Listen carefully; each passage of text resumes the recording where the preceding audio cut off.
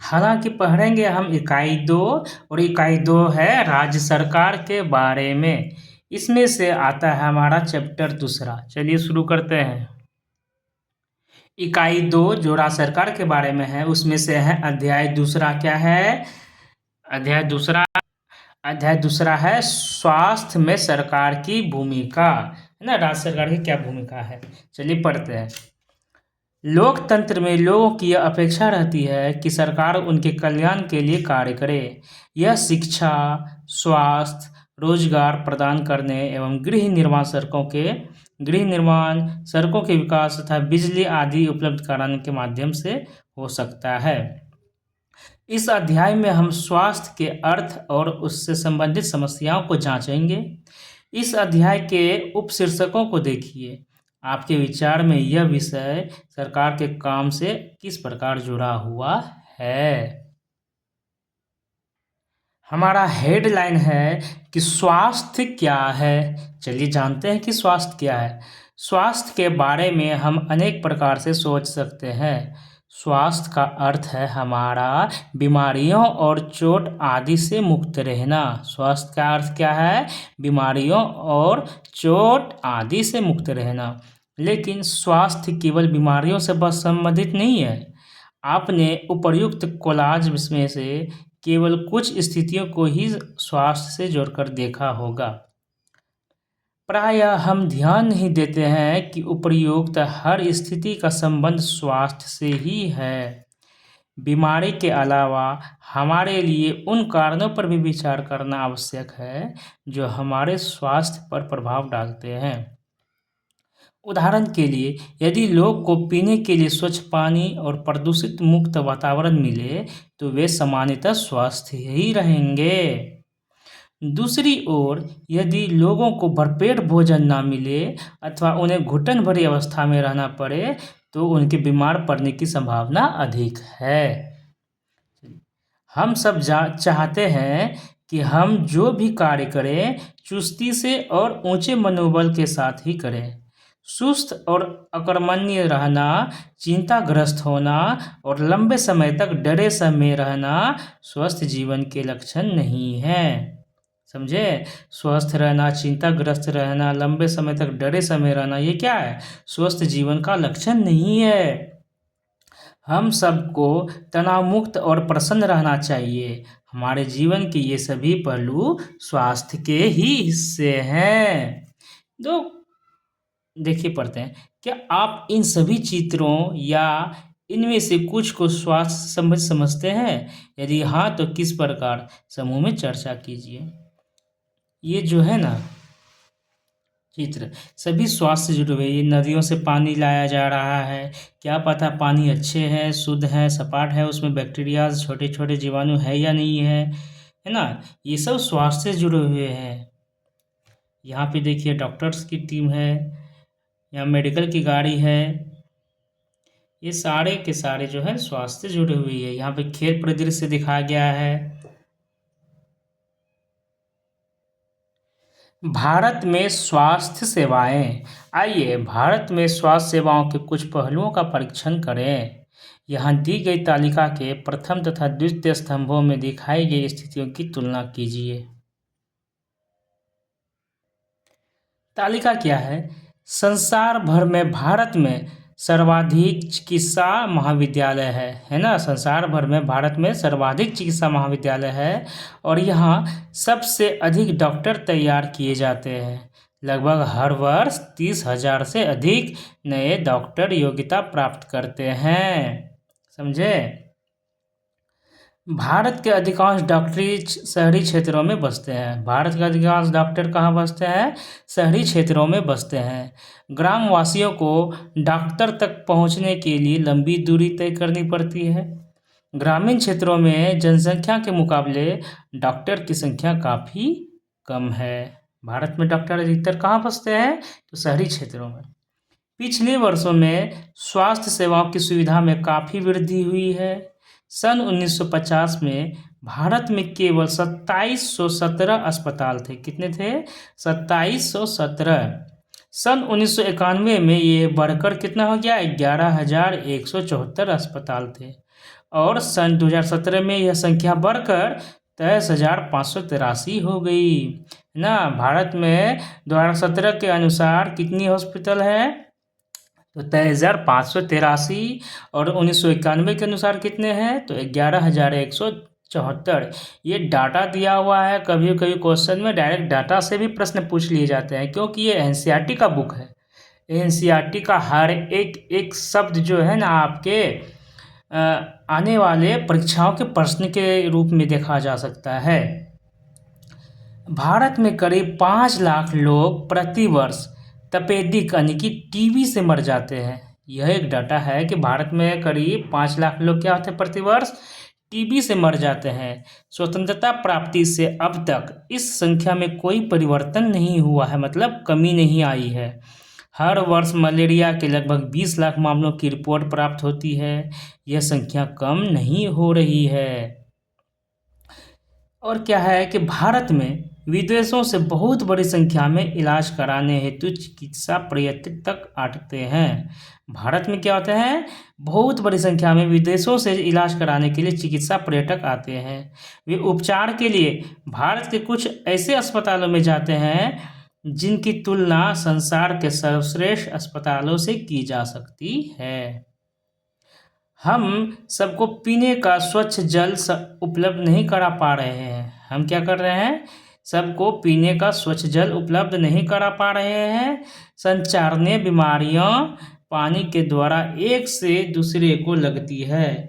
इन बीमारियों में से 21% जलजनित होती है, जैसे हैजा, पेट के कीड़े और हेपेटाइटिस। समझे? अब हमारा एक और मेन पॉइंट है कि भारत विश्व का दवाइयाँ निर्मित करने वाला तीसरा बड़ा देश है। भारत दवाइयाँ निर्मित करने में विश्व का कौन सा देश है? तो तीसरा। यहाँ से भारी मात्रा में दवाइयों का निर्यात होता है। जैसे कोरोना के टाइम में हमारे यहाँ का पैरासीटामोल टैबलेट और अन्य अन्य दवाइयाँ विश्व के कोने कोने में भेजे जा रहे थे। भारत के समस्त बच्चों में से आधों को खाने के लिए पर्याप्त भोजन नहीं मिलता है और वे अल्पपोषण के शिकार हो जाते हैं।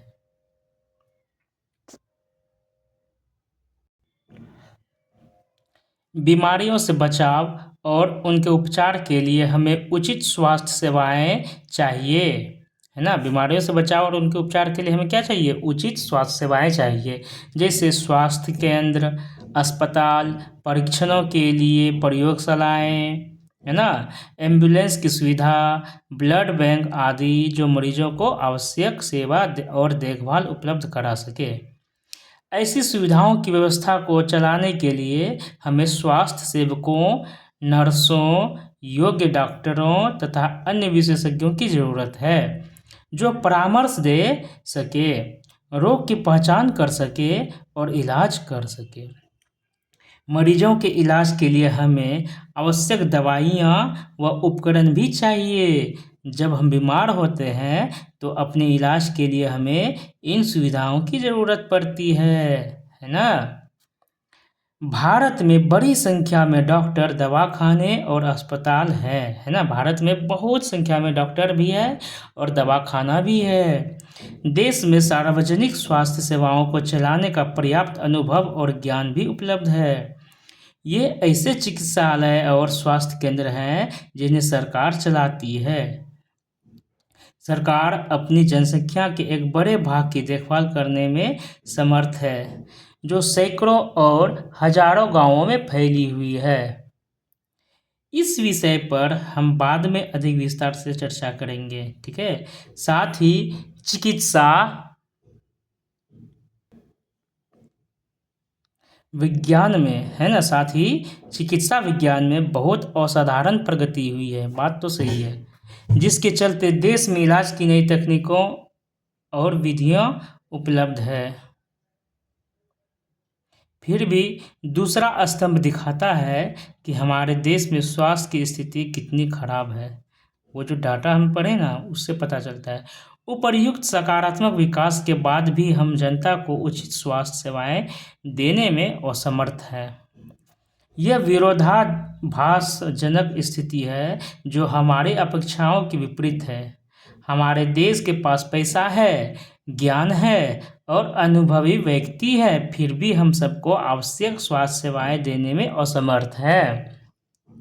हम इस अध्याय में इसके कुछ कारणों को जानेंगे कि हम क्यों हर एक जन को, हर एक लोगों को स्वस्थ सेवाएं नहीं दे पाते हैं। एक इलाज का खर्च। अमन और रंजन अच्छे मित्र हैं। रंजन का परिवार साधन संपन्न है, जबकि अमन के माता पिता तैसे गुजारा चलाते हैं।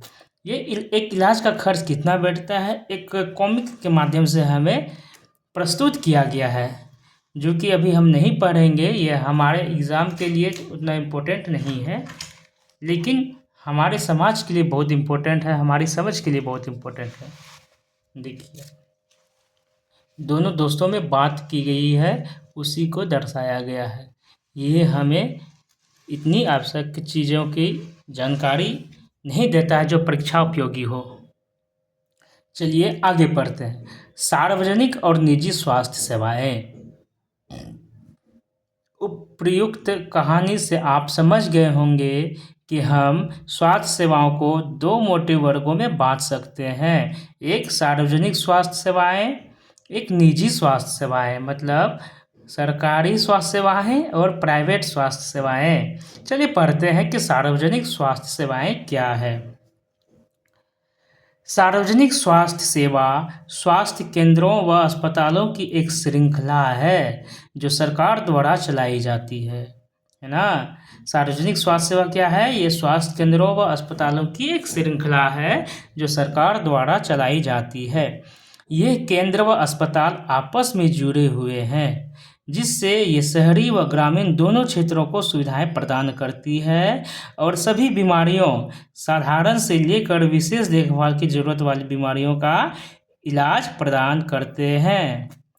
ग्राम के स्तर पर एक स्वास्थ्य केंद्र होता है जहां प्रायः एक नर्स और एक ग्राम स्वास्थ्य सेवक रहता है ना। इन्हें सामान्य बीमारियों के इलाज के लिए प्रशिक्षण दिया जाता है और वे प्राथमिक स्वास्थ्य केंद्र के डॉक्टरों की देखरेख में कार्य करते हैं। ग्रामीण क्षेत्र में ऐसा कई केंद्र कई गांवों की जरूरतों को पूरा करता है। जिला स्तर पर जिला अस्पताल होता है जो इन सभी स्वास्थ्य केंद्रों की देखरेख करता है। बड़े शहरों में कई सरकारी अस्पताल होते हैं, जैसे एक वह था जिसमें अमन को ले जाया गया, और ऐसे भी विशेष सरकारी अस्पताल हैं।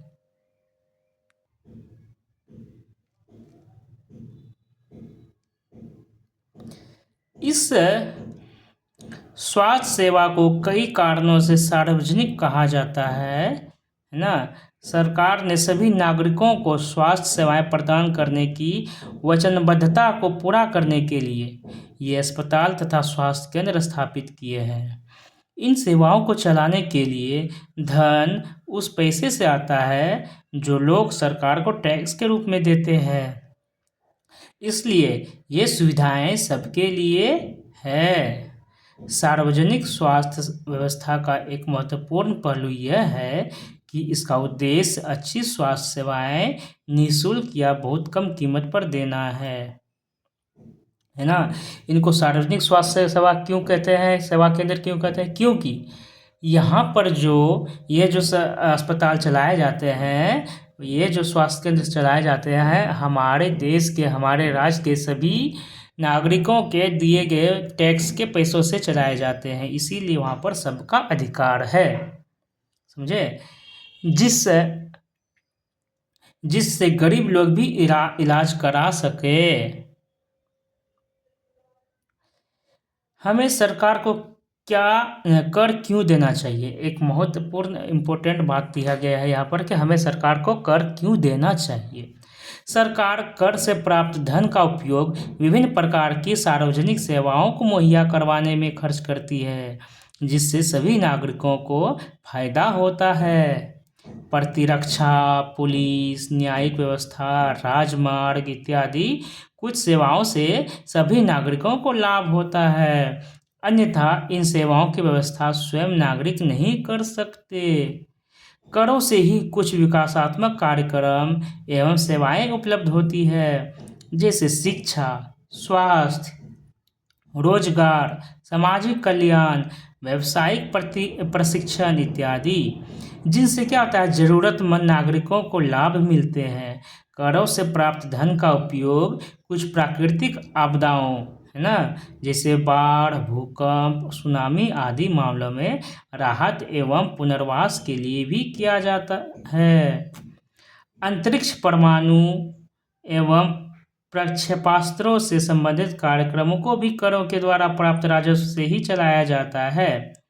सरकार खास तौर से गरीबों को कुछ सेवाएं प्रदान करती है जो वे बाजार से नहीं खरीद पाते। इसका एक उदाहरण स्वास्थ्य संबंधी सेवा है। क्या आप ऐसे अन्य उदाहरण दे सकते हैं? देखें ना, हमें कर क्यों देना चाहिए, क्योंकि हमारे टैक्स से हमारे देश की बहुत सी चीज़ें, ऑर्गेनाइजेशन, संस्था, बहुत सी चीज़ें कार्य करती है। शिक्षा का कार्य होता है, स्वास्थ्य का कार्य होता है, रोजगार का कार्य होता है, सामाजिक कल्याण का कार्य होता है, व्यावसायिक प्रशिक्षण का कार्य होता है। प्राकृतिक आपदा जो होती है उनमें बचाव तो नहीं हो पाती है, लेकिन उसके बाद जो होता है, एक सहारे की जो ज़रूरत होती है उसका काम होता है। हमने पढ़ा था कि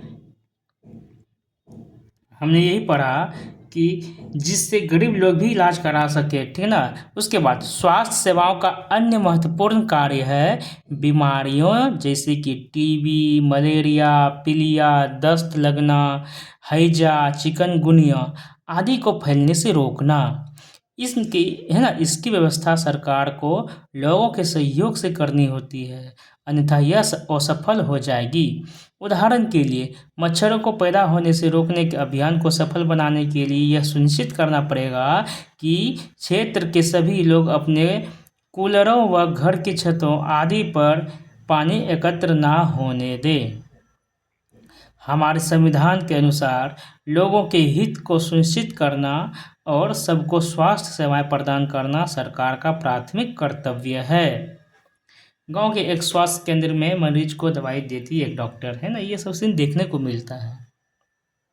सरकार को हर व्यक्ति के जीवन के अधिकार की रक्षा करनी पड़ती है ना। सरकार को क्या होता है कि हर व्यक्ति के जीवन के अधिकार की रक्षा करनी होती है।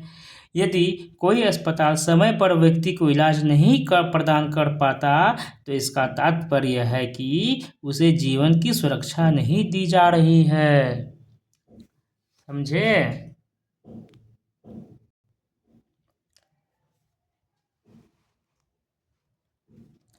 अदालत ने यह भी कहा है ना, कहा कि यह सरकार का कर्तव्य है कि वह मरीजों को आवश्यक स्वास्थ्य सेवाएं दे। ये किसने कहा? अदालत ने। जिसमें आकस्मिक इलाज की सुविधा भी सम्मिलित हो। आकस्मिक इलाज मतलब इमरजेंसी, है ना। अस्पताल और उनके स्वास्थ्य संबंधी कर्मचारियों को आवश्यक इलाज प्रदान करने की जिम्मेदारी पूरी करनी चाहिए। ये हम पढ़ लिए सार्वजनिक अस्पताल के बारे में। हमने पढ़ा था कि सार्वजनिक और निजी स्वास्थ्य सेवाएं होती है। सार्वजनिक स्वास्थ्य सेवाएं तो हम पढ़ लिए, अब पढ़ेंगे निजी स्वास्थ्य सेवाएं। ये क्या होती है? हमारे देश में कई तरह की निजी स्वास्थ्य सेवाएं पाई जाती है। बड़ी संख्या में डॉक्टर अपने निजी दवाखाने चलाते हैं। ग्रामीण क्षेत्रों में पंजीकृत चिकित्सा व्यवसायी यानी कि RMP मिल जाते हैं। शहरी क्षेत्रों में बड़ी संख्या में डॉक्टर हैं जिनमें से बहुत से विशेषज्ञ की सेवाएं प्रदान करते हैं। निजी रूप से चलाए जा रहे अस्पताल व नर्सिंग होम भी हैं। काफ़ी संख्या में प्रयोगशालाएं हैं जो परीक्षण करती है व विशिष्ट सुविधाएं उपलब्ध कराती है, जैसे एक्सरे, अल्ट्रासाउंड आदि। ऐसे दुकानें भी हैं जहां से हम दवाइयां खरीद सकते हैं। देखिए, सार्वजनिक स्वास्थ्य सेवा और निजी स्वास्थ्य सेवा में यही अंतर है कि सार्वजनिक स्वास्थ्य सेवा हमारे शहरों में, हमारे गांव में लिमिट है, सीमित है। 1 होगा, 2 होगा, 5 होगा, 10 होगा, जिसमें कि हमें सेवा लेने के लिए कतारों में खड़े होने पड़ते हैं, कभी कभी तो बहुत ज़्यादा लंबा इंतज़ार करना पड़ता है। लेकिन वहीं निजी स्वास्थ्य सेवा में क्या होता है, हमें कतारों में उतना खड़ा नहीं रहना पड़ता। अगर एक दुकान में कतारों में रहना पड़ेगा, एक मेडिकल स्टोर में, तो हम दूसरे डॉक्टर के पास जाएंगे। दूसरे में खड़ा रहने का अगर नौबत आ गई तो तीसरे में जाएंगे। यहाँ पर एक शहर में हजारों से ऊपर निजी स्वास्थ्य सेवाएं प्रदान करने वाली संस्थाएं होती है, डॉक्टर की दुकान होते हैं। जैसा कि इनके नाम से ज्ञात होता है, निजी स्वास्थ्य सेवाओं पर सरकार का स्वामित्व अथवा नियंत्रण नहीं होता है। निजी स्वास्थ्य सेवाओं पर क्या होता है, सरकार का स्वामित्व या नियंत्रण नहीं होता है। उनसे बस सरकार टैक्स ले सकते हैं, ठीक। लेकिन सार्वजनिक स्वास्थ्य सेवाओं के विपरीत लेकिन क्या होता है, सार्वजनिक स्वास्थ्य सेवाओं पर सरकारों का नियंत्रण होता है। सार्वजनिक स्वास्थ्य सेवाओं के विपरीत इन निजी स्वास्थ्य संस्थाओं में मरीजों को हर सेवा के लिए बहुत धन व्यय करना पड़ता है। जहाँ पे सार्वजनिक स्वास्थ्य सेवा में फ्री होता था या कम पैसे चुकाने पड़ते थे, वहीं पर आप निजी स्वास्थ्य सेवा केंद्र में अधिक धन व्यय करना पड़ता है। आज निजी स्वास्थ्य सेवाएं चारों ओर दिखाई देती है। अब तो बड़ी बड़ी कंपनियां अस्पताल भी चलाती है। कुछ कंपनियां दवाइयों को बनाने और बेचने में भी लगी है। शहरों के कोने कोने में दवाइयों की दुकानें देखी जा सकती है। ये है दिल्ली के एक प्रमुख निजी अस्पताल में ऑपरेशन व बाद मरीजों की देखभाल का कमरा। चलिए आगे पढ़ते हैं। स्वास्थ्य सेवा और समानता, क्या सबके लिए पर्याप्त स्वास्थ्य सेवाएं उपलब्ध है? ये हमारा हेडलाइन है कि स्वास्थ्य सेवा और समानता क्या है, क्या सबके लिए पर्याप्त स्वास्थ्य सेवाएं उपलब्ध है? हम भारत में ऐसी स्थिति का सामना कर रहे हैं जहां निजी सेवाएं तो बढ़ रही है, परंतु सार्वजनिक नहीं। ऐसी दशा में लोगों को मुख्यतः निजी सेवाएं ही उपलब्ध हो पाती है। ये शहरी क्षेत्रों में केंद्रित है। इन सेवाओं का मूल्य भी अपेक्षाकृत अधिक रहता है। दवाइयाँ महंगी होती है, बहुत से लोग उन्हें खरीदने में समर्थ नहीं होते और इसलिए जब परिवार में बीमारी होती है तो उन्हें ऋण लेना पड़ता है।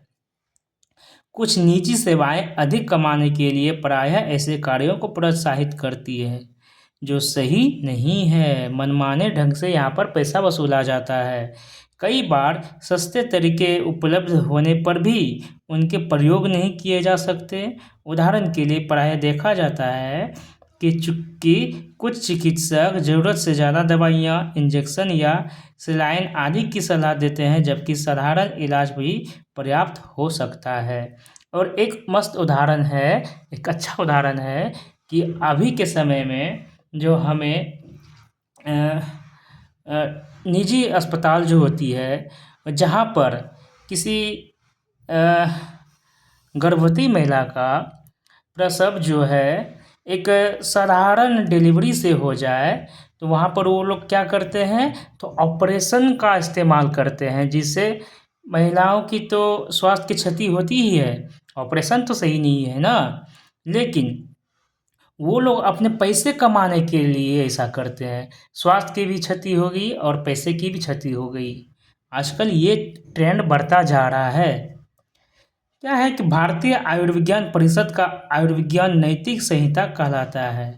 भारतीय आयुर्विज्ञान परिषद जो है उसका आयुर्विज्ञान नैतिक संहिता कहता है कि जहाँ तक संभव हो प्रत्येक चिकित्सक को औषधों के जेनरिक नाम ही उपचार पर्ची में लिखने चाहिए और सुनिश्चित करना चाहिए कि यह युक्त और उपयुक्त रूप में हो, है ना। जेनरिक मतलब दाम है ना, जन औषधि मेडिकल स्टोर, दाम कम दवाई उत्तम, यही है हमारा जेनरिक नाम। तथ्य यह है कि जनसंख्या के 20% लोग ही बीमारी के दौरान आवश्यक दवाइयों को खरीदने में सक्षम होते हैं। एक फैक्ट यह भी है कि जनसंख्या के 20% लोग ही बीमारी के दौरान आवश्यक दवाइयों को खरीदने में सक्षम होते हैं।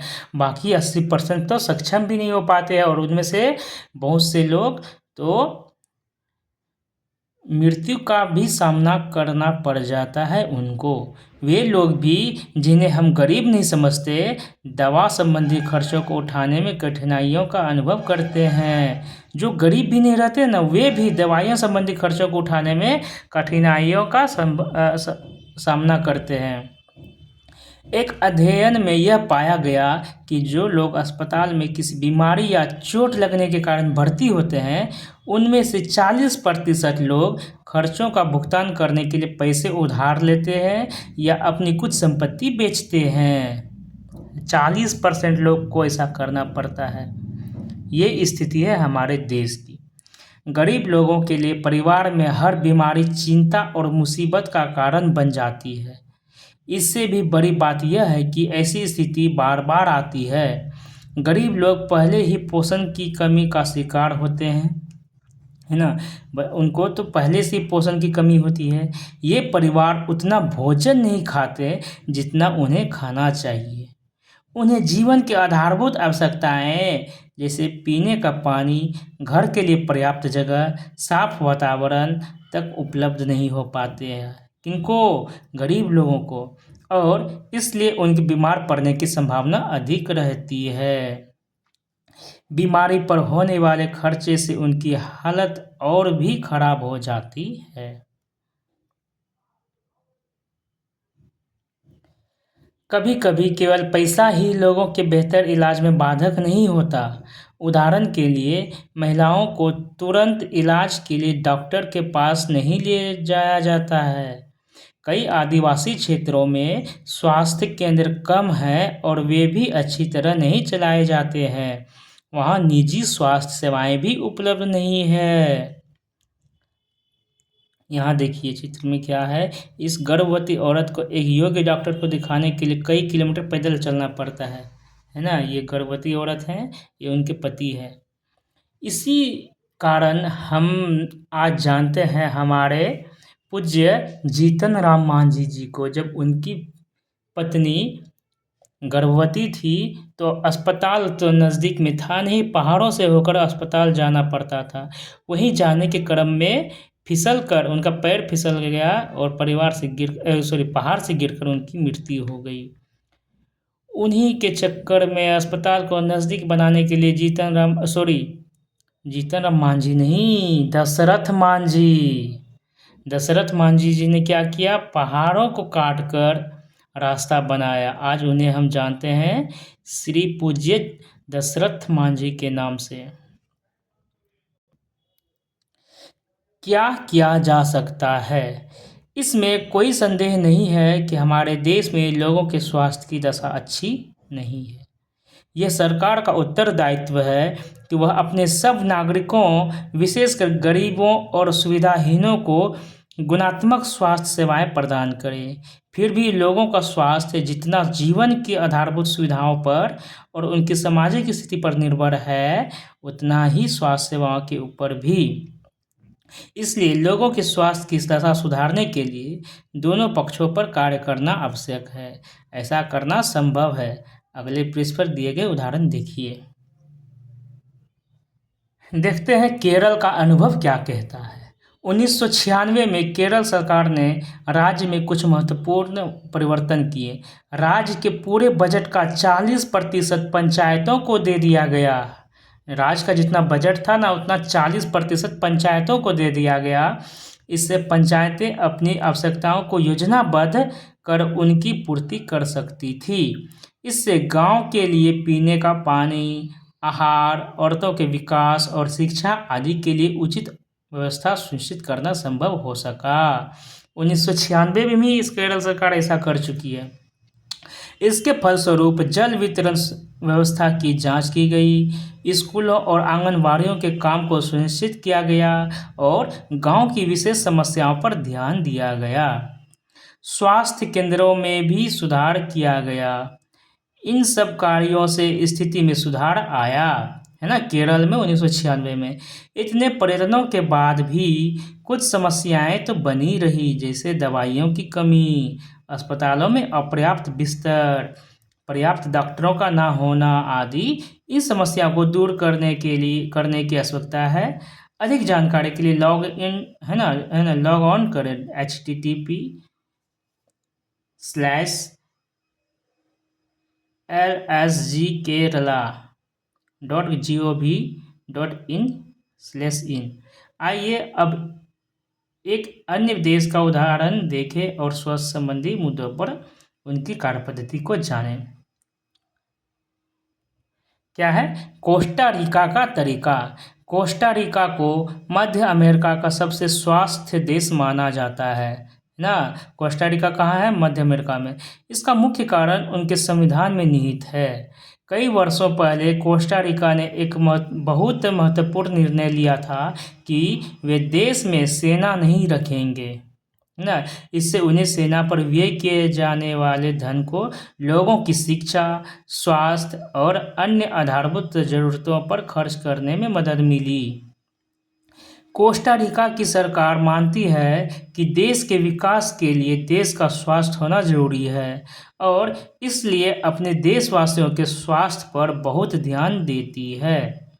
कोस्टा रिका की सरकार अपने सभी निवासियों को स्वास्थ्य के लिए मूलभूत सेवाएं व सुविधाएं देती है, जैसे पीने का सुरक्षित पानी, सफाई, पोषण और आवास आदि। स्वास्थ्य की शिक्षा को बहुत महत्वपूर्ण माना जाता है। स्वास्थ्य की शिक्षा को क्या कहा जाता है? बहुत महत्वपूर्ण माना जाता है और सभी स्तरों पर स्वास्थ्य संबंधी ज्ञान शिक्षा का एक जरूरी भाग है। इस प्रकार हमारा यह चैप्टर भी वहीं पर समाप्त हुआ, लेकिन कुछ शब्द संकलन है उन्हें पढ़ लेते हैं जो कि महत्वपूर्ण हो सकता है। सार्वजनिक, है ना। सार्वजनिक का क्या मतलब होता है कि वह सेवा या कार्य जो देश के सब लोगों के लिए है और मुख्य रूप से सरकार द्वारा आयोजित किया जाता है। इससे स्कूल, अस्पताल, टेलीफोन सेवाएं आदि शामिल है। लोग इन सेवाओं की मांग कर सकते हैं और यदि आवश्यकताएं ठीक से काम नहीं करती है तो इन पर सवाल उठा सकते हैं। सार्वजनिक समझ में आ गया ना। निजी, वह सेवा या कार्य जो किसी व्यक्ति या कंपनी द्वारा अपने मुनाफे के लिए आयोजित किया जाता है उसी को निजी कहा जाता है।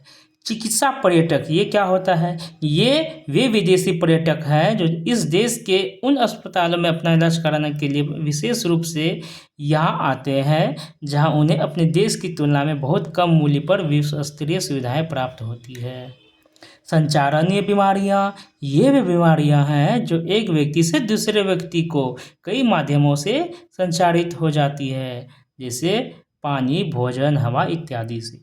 ओपीडी, ये क्या है? यह आउट पेशेंट डिपार्टमेंट या बाह्य रोगी विभाग का संक्षिप्त रूप है। अस्पताल में किसी विशेष वार्ड में भर्ती होने से पहले रोगी ओपीडी में जाते हैं। नैतिक आचार, ये क्या है? किसी व्यक्ति के व्यवहार को प्रभावित करने वाले नैतिक सिद्धांत होते हैं। जेनरिक नाम, ये क्या होता है जी? जेनरिक नाम दवाइयों के रासायनिक नाम होते हैं। वे दवाइयों में प्रयुक्त सामग्रियों की पहचान करने में मदद करते हैं। वे विश्व स्तर पर मान्यता प्राप्त है। उदाहरण के लिए एसिटाइल सालिसिलिक एसिड एस्पिरिन का जेनरिक नाम है। तो यहाँ पर हमारा यह चैप्टर समाप्त हुआ। अब अगला चैप्टर पढ़ते हैं।